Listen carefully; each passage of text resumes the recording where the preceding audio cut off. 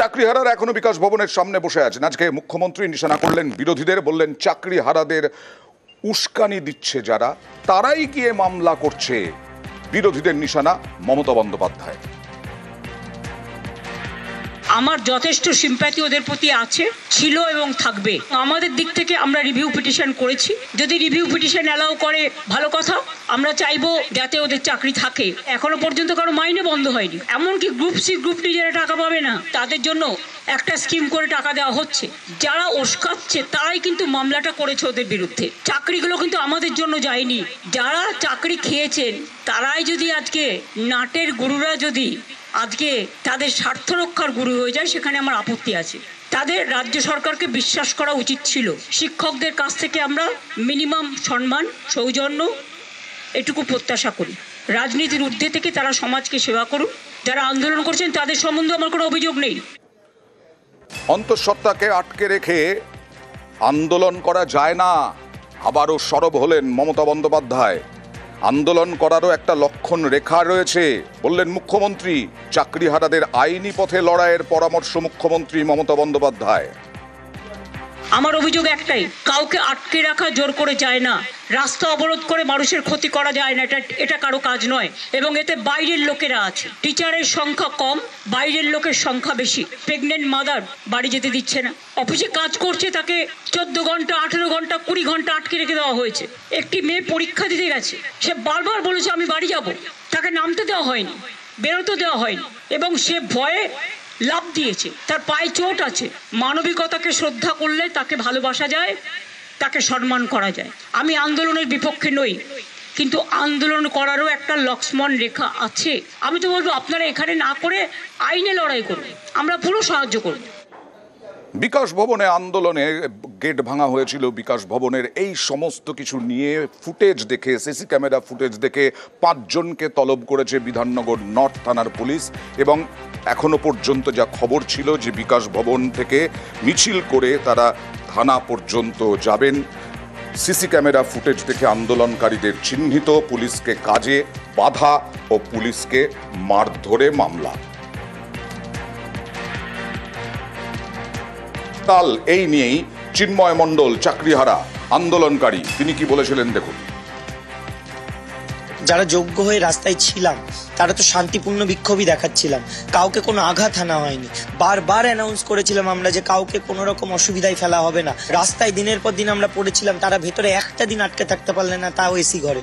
তাহলে এই ধরনের অসভ্যতামিগুলো কেন করা হচ্ছে?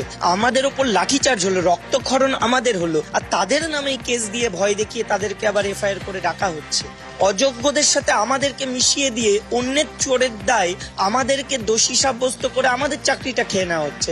আমরা প্রতিবাদ জানাতে পারবো না? যে 5 জনের নাম এসেছে তাদের মধ্যে একজন ওই দিল্লিতে কেসের বিষয়েই ছিলেন, সেদিন এখানে উপস্থিতি ছিলেন না। তাহলে তাদেরকে কেন নামগুলো দেওয়া হয়, কি ভিত্তিতে?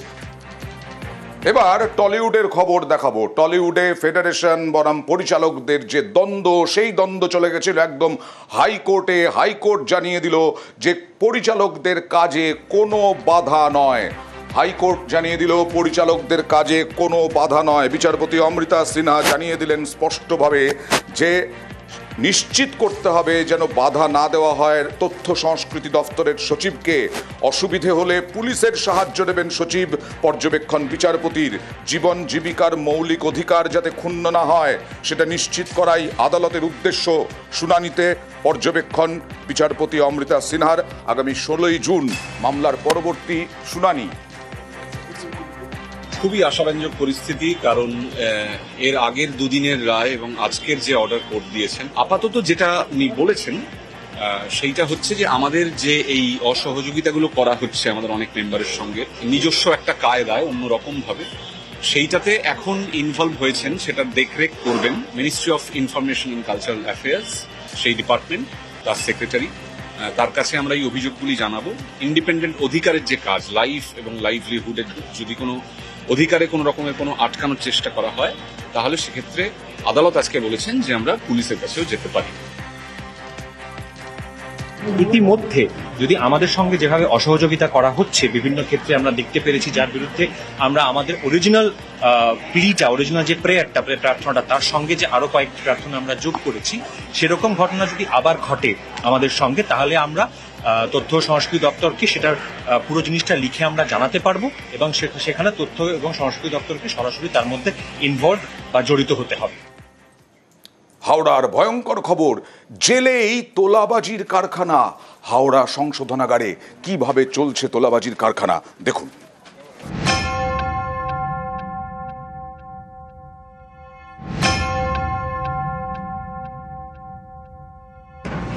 হাওড়া জেলা সংশোধনাগার, এই জেলেই রোমহর্ষক অভিজ্ঞতা হাওড়ার ব্যবসায়ীর। হাওড়ার সাঁকরাইলের নাজিরগঞ্জের বাসিন্দা অভিজিৎ দাস গত 8ই এপ্রিল নিষিদ্ধ ওষুধ বিক্রির অভিযোগে তাকে গ্রেপ্তার করে পুলিশ। পরের দিন তাকে জেলে পাঠায় হাওড়া জেলা আদালত। অভিযোগ, তারপর থেকেই শুরু অন্য খেলা। জেলের মধ্যে হেনস্থা, টাকা চেয়ে জেল থেকে বাড়িতে ফোন করে চাপ দেওয়া শুরু করে দুষ্কৃতীরা। জেল থেকে বারংবার ফোন আসছে আমার দাদার, কিভাবে আসছে সেটাও জানি না। জেলে তো ফোন অ্যালাউ নেই, কিন্তু প্রচুর টাকার ডিমান্ড হচ্ছে। আমরা খুব আতঙ্কিত, বুঝে উঠতে পারছি না। প্রথমে 10, তারপরে 20, তারপরে 40, দিন পর দিন বেড়েই যাচ্ছে। সমস্ত আমাদের যারা ইনভেস্টিগেশন অফিসারদের কাছে এটা আমি বলেছি একটুখানি এই বিষয়টা নিয়ে দেখার জন্য। জেলবন্দি ব্যবসায়ীর থেকে তোলা আদায়ের অভিযোগ, কারা চালাচ্ছে এই তোলাবাজির কারখানা? অভিযোগ, হাওড়া জেল থেকে তোলা আদায় করে জেলবন্দি দুষ্কৃতী মোহাম্মদ আকরম এবং মুন্না ভানু। এদের মধ্যে মোহাম্মদ আকরম একাধিক খুনের মামলায় অভিযুক্ত, 3.5 বছর ধরে জেলে রয়েছে। আর মুন্না ভানু 4 বছর ধরে জেলে, তার বিরুদ্ধে পক্সো আইন সহ একাধিক মামলা রয়েছে। এই মুন্না ভানুই জেলবন্দি ওষুধ ব্যবসায়ীর বাড়িতে ফোন করে হুমকি দিয়ে তোলা চায়। টাকা না পেলে ব্যবসায়ীকে হেনস্থার হুমকি দেয়। হ্যাঁ বলছি, শুনুন না, ইনি তো কালকে ফোন বাজাচ্ছিল, এখানে ফোন করছিল, বাড়িতে কোনো ফোন করছিল, আর মোবাইল নিয়ে ধরা পড়ে গেছে। আর এখানে মোবাইল নিয়ে ধরা পড়ে যাওয়া মানে তেল একদম এখানে খুব লুকিয়ে ফোন করা হয়, বুঝলেন তো? দেখুন দাদা, পুলিশের সমস্ত ব্যাংক সব সিল করে দিয়েছে।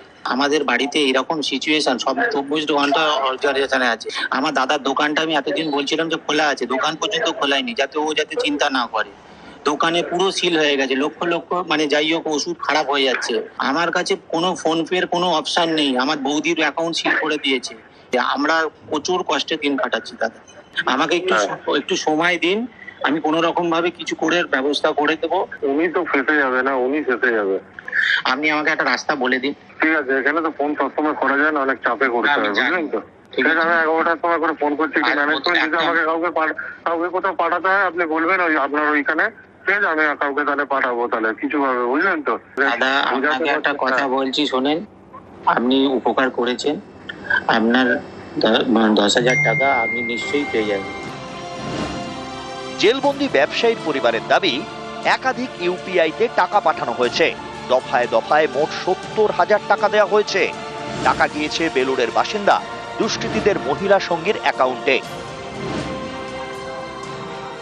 वो वहाँ से पैसा भेजता था, वहाँ से पैसा भेजा तो उसको हम 50,000 बोल के, देखिए अंकल आप मेरा फोन में पैसा मत भेजिए, आपका बेटा का अकाउंट है उसमें आप भेजिए। बोला अरे बाबू कुछ नहीं होगा, तेरे नहीं फंसा। बंदे फंसने वाला बात नहीं है, तो 2 रुपये में मेरा तो प्रॉफिट नहीं है। वो लगभग करीब 6 महीना से ट्रांजेक्शन कर रहा है, कभी 5,000, कभी 1,000, कभी 1,200 ऐसा ट्रांसफर करता। अब 20,000 जो है ना वो फर्स्ट टाइम ट्रांसफर। हम अपने को नहीं पहचानते हैं, वो मुन्ना उस नंबर से फोन करता है, उसी के फोन से, बस इतना ही तक है। কিভাবে সম্ভব জেলের মধ্যে মোবাইল ফোন ব্যবহার করা? তাহলে কি নজরদারির অভাব রয়েছে? কে বা কারা এই ঘটনা ঘটাচ্ছে সেই তদন্ত শুরু হয়েছে পুলিশের তরফ থেকে। একাধিক জায়গায় ফোন করে তোলাবাজির অভিযোগ রয়েছে 2 দুষ্কৃতীর বিরুদ্ধে। তবে জেলের মধ্যে মোবাইল প্রবেশ করলো কি করে, আর এই তোলাবাজির টাকা কোথায় কোথায় যাচ্ছে তা ওটা ঘটনা তদন্ত শুরু করেছে হাওড়া সিটি পুলিশ। ক্যামেরায় মনোজ কুমার ও রাজু ভুইয়ার সঙ্গে দেবাশিস চক্রবর্তী, নিউজ 18 বাংলা, হাওড়া।